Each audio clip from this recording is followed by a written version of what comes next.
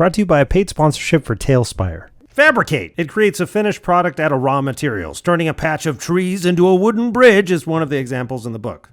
That's pretty neat. But is it broken? I mean, probably, maybe. No, I don't know. There are limits on this spell. You can only use materials within 120 feet that you can see. You can only make an object which fits into 8 connected 5-foot cubes, or if it's made out of stone, metal, or some other materials, it's got to fit into a single 5-foot cube. Finally, to make anything complex, which would require tool proficiencies to make it normally, you got to have those proficiencies to make it with Fabricate. It also takes 10 minutes.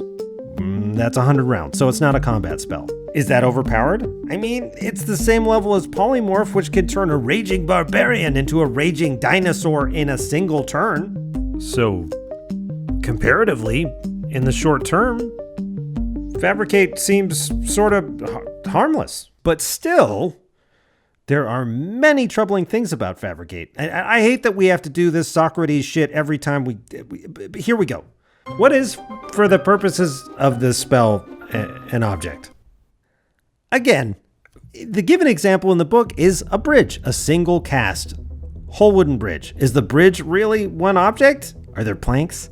Is it a weird continuous shape? I would imagine no. Mainly because another example they mention is armor, which is only made if you have the proficiencies, but armor is made out of many materials in many parts.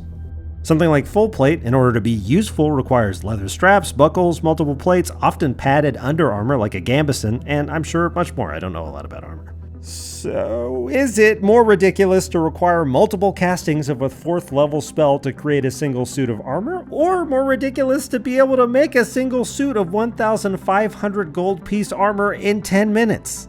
Both options seem tricky. Also worth mentioning, you could use the spell to rip materials out of objects. Even if you did rule it can only fabricate a single material at a time, let's say you wanted to make a contiguous cube of mortar from a stone wall. If you do rule that someone can craft multi-material objects like a rope bridge, could the planks be removed? If they could, what if instead of a bridge, you created a sort of fragile mold which connected all the swords and spears that you could fit into a 5-foot cube? Imagine an entire village armed in the space of a few castings. Or brand new farming tools. These are the sorts of things that shift ecosystems, change wars, not to mention, if you have proficiency with calligraphy tools, you could basically turn yourself into a printing press. Instant renaissance. For a spell that seems pretty harmless on the surface in the short term, these are big society-changing answers. Unless a DM wanted to severely limit the spell. It only creates a single continuous object of a single material which needs to meet my vague definition of raw, and you can't daisy chain stuff. In which case, the DM is the one casting a spell. It's called Player Resentment. Casting time 1 argument, duration, the campaign. And even then, it's still probably a pretty hefty demolition spell. Anyway, that's Fabricate. It's good. I think it's cool, but it also has the potential to change the scope of a campaign in the space of 1 downtime. So, I don't know, just consider these things. Big thanks to Elliot for beating my campaign's ass with this spell until I had to actually invent a Civ-level rule set to handle the economic shockwaves his character Malden Fenster was sending through the realm. Thanks for watching.